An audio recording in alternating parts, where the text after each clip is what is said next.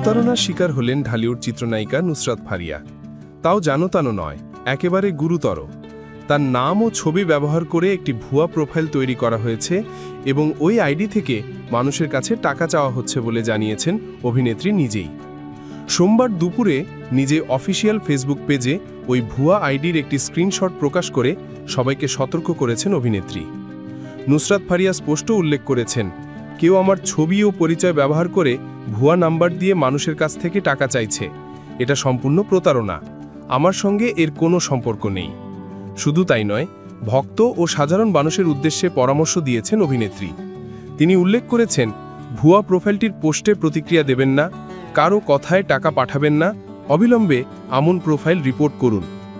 তারকাদের নামে ভুয়া ফেসবুক আইডি তৈরি করা হয়, হোয়াটসঅ্যাপ থাকার খবরটি নতুন নয়, এমন খবর প্রায়ই শোনা যায়। ফারিয়া নিজেও এবার এমন বিড়ম্বনার শিকার, তাই পোস্টে সবাইকে সচেতন ও নিরাপদ থাকার আহ্বান জানিয়েছেন নায়িকা। এর আগে অভিনেত্রী সাদিয়া জাহান প্রভা এবং চিত্রনায়ক আলমগীরও একই ধরনের ভুয়া আইডির বিড়ম্বনায় পড়েছিলেন।